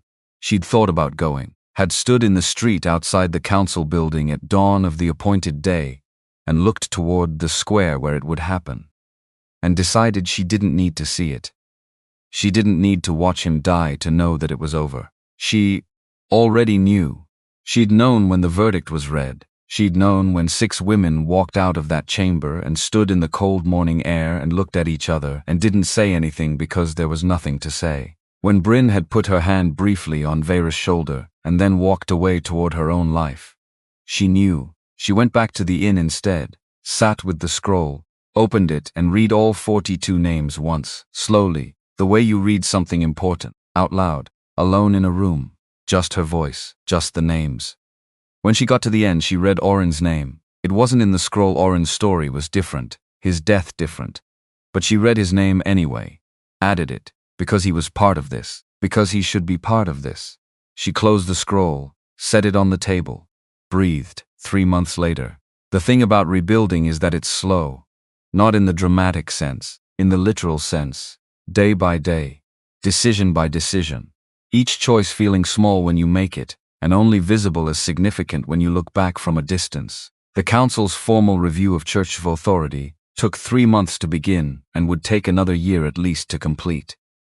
Cale had submitted his father's document and his own reaffirmation to the review committee on the first day. Public, complete, with a written statement that read in part, "A king who makes himself the exception to accountability is not a king. He's just a man who hasn't been caught yet." The statement had been reproduced in 4 cities within 2 weeks. Vera had read it and said nothing, and then gone to find Bara, who'd traveled south from Greyvale to manage the household matters, and said, "Tell me, he didn't write that himself." "He wrote it himself," Bara said. "Took him 4 drafts. Vera had gone back to what she was doing, which was organizing the founding documentation of the Voices Council, the newly established body that would have formal standing to receive complaints, request investigations, and compel hearings on behalf of any Omega within Valdenmoor's borders. 6 founders, her name first, then Dale, then the 2 sisters, then Jessen, then the woman whose name she hadn't known until she walked through the door, and Bryn, added at the end. "I was her teacher," Bryn had said. "Some of it came from me." The Voices Council was not, Vera was very clear about this, a charity. It was not a refuge, it was not a haven, it was a mechanism, a set of procedures and authority and legal standing, designed to ensure that the next time someone tried to do what Dorian had done, there was a structure specifically built to receive that information and act on it, not eventually, not when it became unavoidable, immediately, by design. Idris had helped with the structure. He'd spent his post-resignation time drafting the legal framework with the focus of a man performing a necessary penance. Not ostentatiously, just with full attention and complete care. Every clause watertight. Every procedure designed to prevent the same vulnerabilities that had allowed 30 years of silence. It was good work. She told him so. He'd looked at her with the expression of a man who was going to say something self-deprecating and then stopped himself. "Thank you," he said instead. "Just that." She nodded, went back to work. Greyvale was strange in spring. She'd arrived in winter. Everything frozen and sharp-edged and brutal in the way that honest things often are. The fortress rising from the rock like it had been placed there by geological accident rather than human intention. In spring, the rock had color. iron gray and rust, and the pale green of lichen, that apparently lived everywhere on the northern mountains, and simply wasn't visible until the snow receded. The horses were out. Cale was in the yard, not training, just working, mending something on the fence of the south paddock. She'd noticed he did physical work when he was thinking, preferred it to sitting. A man who processed through his hands. She understood that. She came down from the east corridor with the satchel over her shoulder and a cup of something hot from Bara's kitchen. And she stopped at the edge of the yard and watched him for a moment. He didn't look up immediately. Then he did, because of course he did. He always heard her. Council meeting went well, he said. Idris thinks the legal framework is ready to submit. Faster than expected. He's motivated. She came to lean against the fence, set the cup down on the post. Also, it turns out he's extremely good at legal drafting when he's not afraid of who might object. Cale made a sound that was almost a laugh. Almost. The southern situation? She asked, holding. He set down the tool he'd been using. The church's withdrawal from the political support structure created a vacuum I was worried about. Turns out most of the lords in the south were only backing the resistance because they thought the church had the crown's ear. Without that, he picked up the tool again. They're remarkably easy to negotiate with when they're not being managed. Who knew, she said. Shocking development, he agreed. She watched him work for a moment. Then she reached into the satchel. She'd been thinking about this for a week, maybe longer. The scroll had been with her since the beginning. Since Orin had pressed it into her hands in a dark forest, with hunters closing in and the smell of cold pine, and his voice, saying run with the absolute conviction of someone who knew they were not going to be following that advice. She'd carried it through everything. She'd thought of it as her reason, her weapon. The thing that made the difference between someone worth listening to and just another Omega with a complaint. But the trial was done. The verdict was delivered. The Covenant files were in council custody. The review was underway. The Voices Council existed and had legal standing and a framework for receiving exactly the kind of evidence this scroll contained. It didn't need to be hers anymore. She took it out, set it on the fence post beside the cup. Cale looked at it. There's an archive, she said. Idris is establishing it, all the documentary evidence from the proceedings, available to researchers, to legal scholars, to anyone who needs to understand what happened and how. She looked at the scroll. It belongs there. Not with me. He was quiet. You could keep it, he said. I know. No one would say you were wrong to. I know that too. She looked at the scroll, at the silver thread she'd stitched through the top herself, 3 years ago, when she'd first started copying the archive and had needed it to look like something worth keeping. But I've been carrying it for months. And at some point carrying a thing past the point where it needs to be carried is. She stopped, found the word. Hoarding, instead of holding. He considered this. You're sure? No, she said. But I'm going to do it anyway. He didn't argue, because he'd learned she thought that her uncertainty was not the same as her being wrong. That she could be unsure and correct at the same time. Which was true of everyone, but not everyone knew it. She picked up the scroll one more time. Held it for a moment. 42 names, she thought. All of you, I know you were here. I said it out loud in a room with 200 people. The record of you is going to sit in a proper archive where scholars will read it and write about it, and it will never be just a ledger entry again. Orin, Alice, Fennel, I carried it as far as it needed to go. You can rest now. She put it back, closed the satchel, set the satchel down on the fence post, left it there, and stood in the spring morning with her hands empty for the first time in months. Empty and strange and lighter than she'd expected. Not lighter in the sense of relief exactly. Lighter in the sense of there being more room for whatever came next. Cale had been watching her. What do you want? He asked. She turned to look at him. It was the same question she'd been asking herself for a week. For longer, maybe.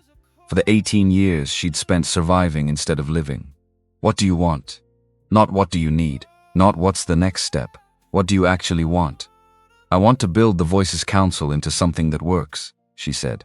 Not just on paper, in practice. I want to watch it solve the first case it takes, and the second. I want it to be so effective and so embedded in the structure of this kingdom that it becomes unremarkable. That it becomes, she searched, just how things work.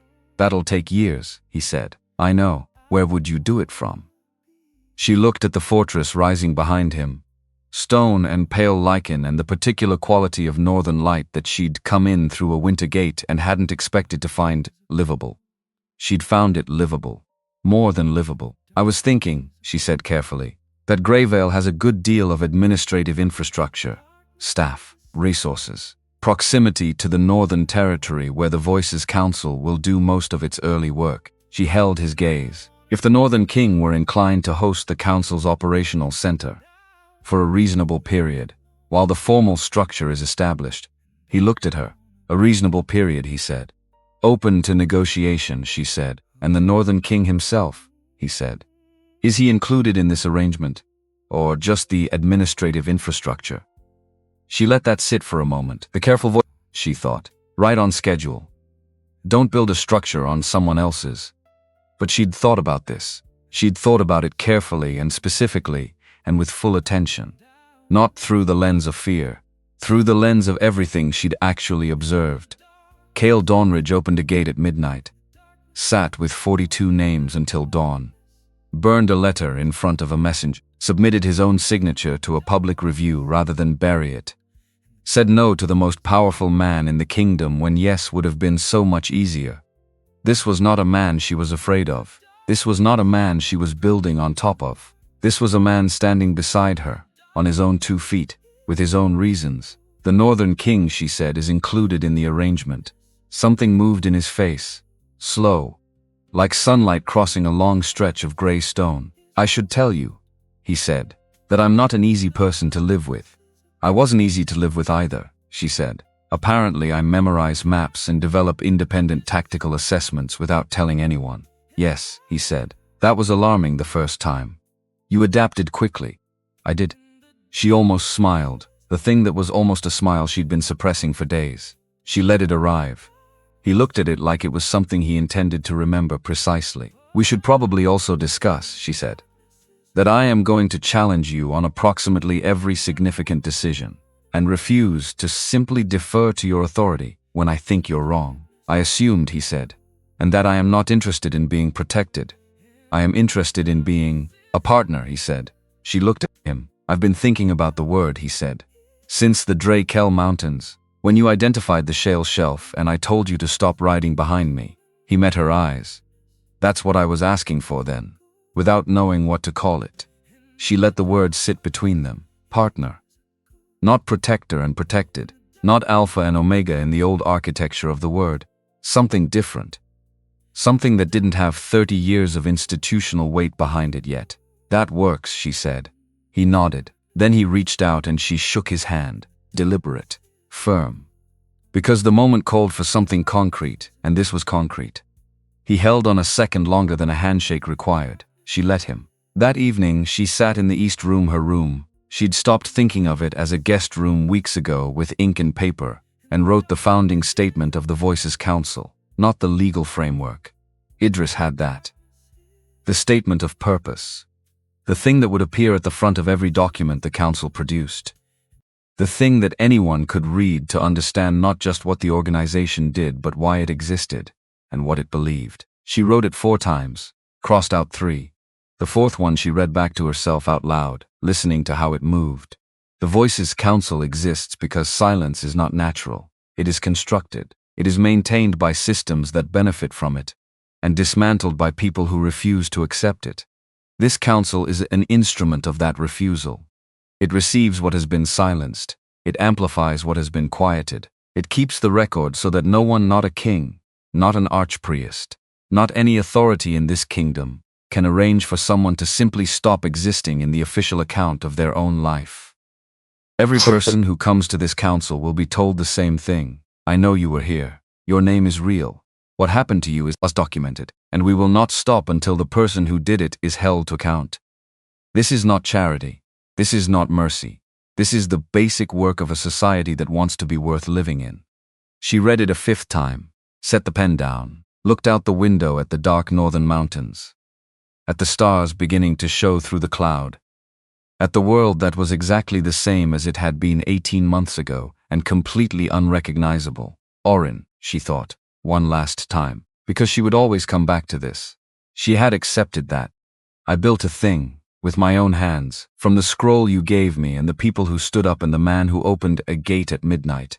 I built a thing. I think you would have liked the statement of purpose. I think you would have liked all of it."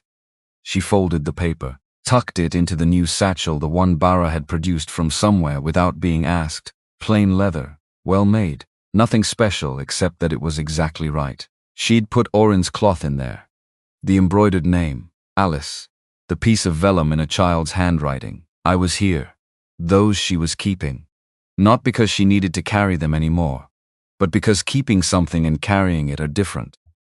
Keeping something means you've put it somewhere safe. Somewhere it can rest. Somewhere it's honored rather than hold. She knew the difference now. She blew out the lamp and lay down, and the darkness was entirely normal, and her breathing was slow, and she thought about nothing in particular, and then she was asleep. Outside, the northern mountains stood exactly as they always had, patient and permanent and indifferent in the way that mountains are, which is its own kind of comfort. And in the morning she would get up. She would have breakfast with Kale, who would already be working on something, and Bara, who would have opinions about the state of the correspondence files. She would write 3 letters on behalf of the council's first official inquiry. She would argue with Idris via correspondence about a procedural clause he'd softened in the last draft, and she would be right, and he would eventually admit it. She would take a walk in the late afternoon along the rock paths that were beginning to show green at the edges. She would be alive, fully, without apology. Because she'd walked through fire and she'd carried the scroll, and she'd stood in the room and said what she knew, and now she was on the other side of all of that. Just living. On her own 2 feet. In a world that was a very small amount better than it had been. Because she'd made it so. That was enough. That was everything.